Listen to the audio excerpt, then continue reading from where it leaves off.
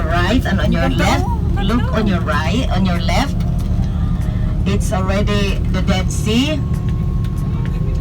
And here we have the vegetations, the agriculture of the Dead Sea. In the left side and on the right side, we have the Dead Sea factory, the Ahava products. If we have time when we comes back, so probably we can drop by and visit, and maybe you can buy something for yourself. But look at the Dead Sea on your left side. After the sea, it's already Jordan. But it's sad to say that the Dead Sea is getting smaller year after year. Here we have already the agriculture, which before nothing, it's full of water. And aside from that, it's there are lots of sinkholes on the Dead Sea.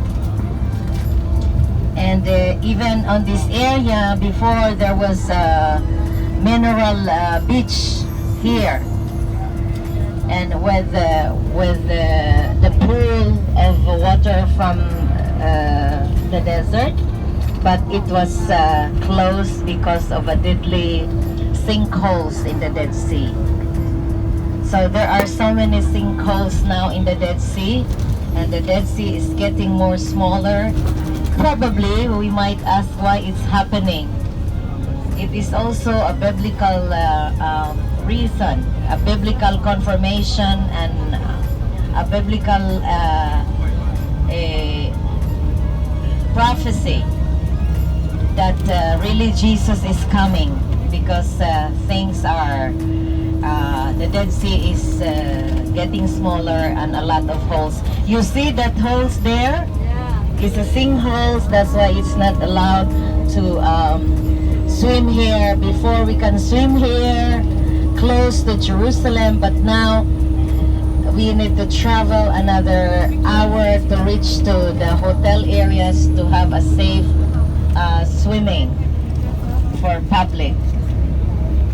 And it's very dangerous.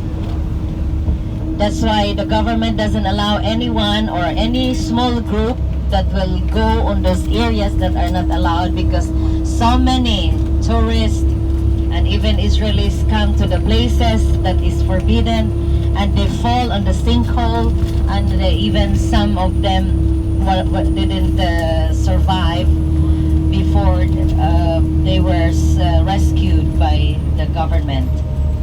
So it's the same thing what the world is happening. There are lots of holes in the minds of the human creation of God. And really Jesus are coming soon. That's one of the signs. So it's not by accident that we are in the Holy Land to see, to witness the end times. Look at the sea, look at the sea. Just so beautiful.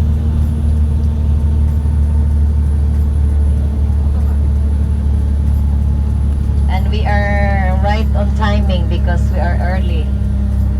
We came early so we can enjoy the freshness of the Dead Sea before the sun rises, and it will be hot. But we believe that the hands of the Lord will cover us with His shade of His hand, that it will not be hot for all of us. Amen.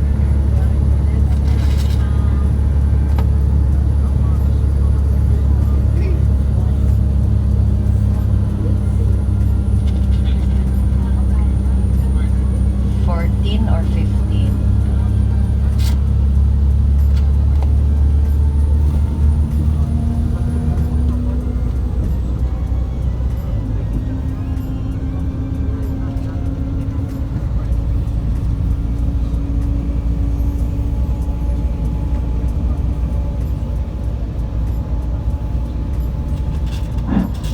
Wow.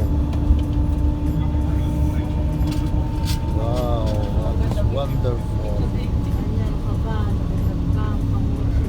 Of the Dead Sea. And we are going to Jordan dito.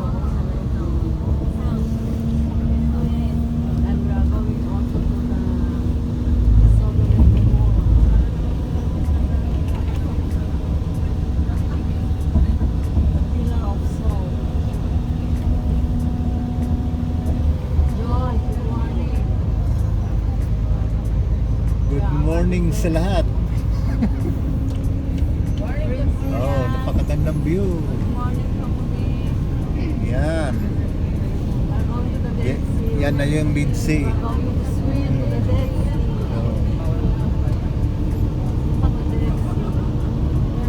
Oh. Yan, view ng Dead Sea yan. It's early in the morning.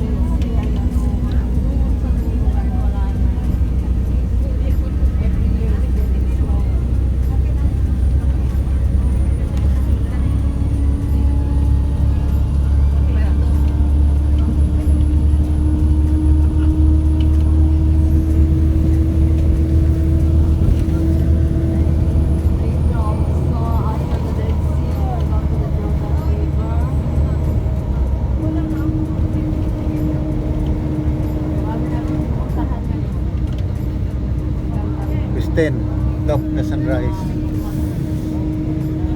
Sunrise. Wow.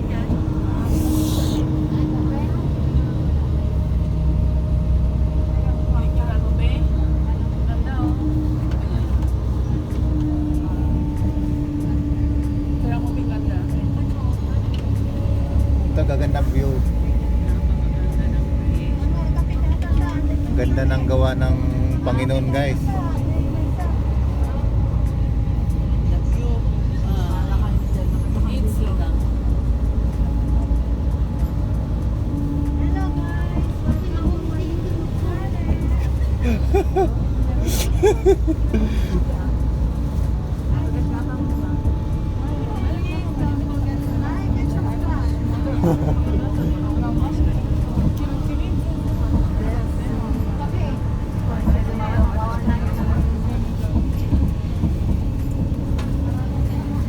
Hindi kami natulog pagdamag, walang tulugan ko.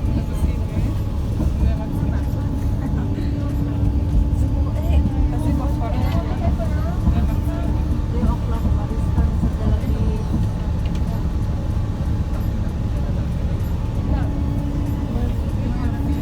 Tawag kami, doon kami magpatahan sa,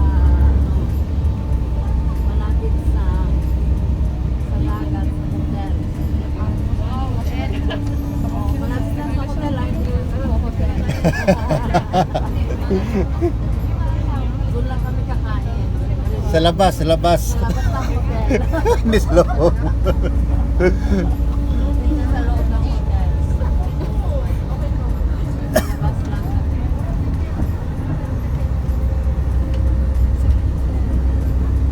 Ang Dead Sea.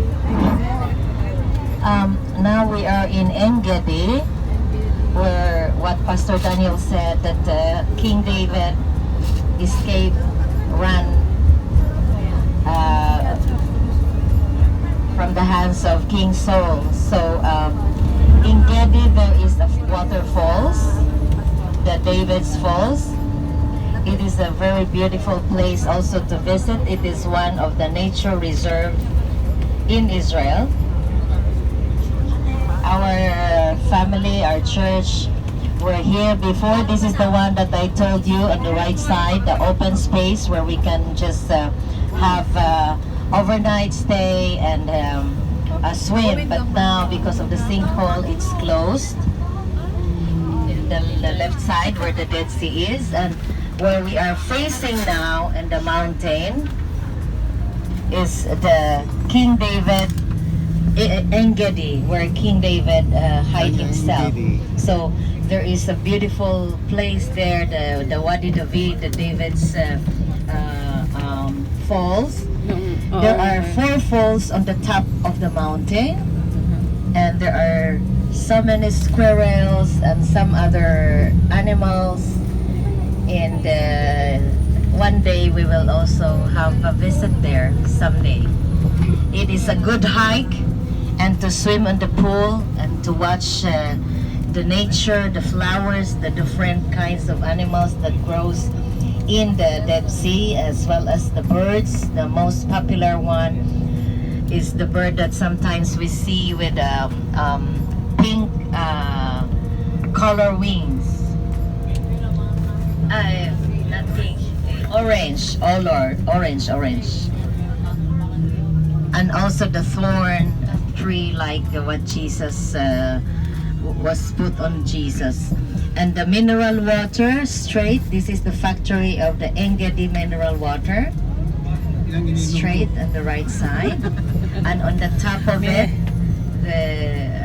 there is the kibbutz in Gedi, which also have the natural old times seasoning of the country that grows like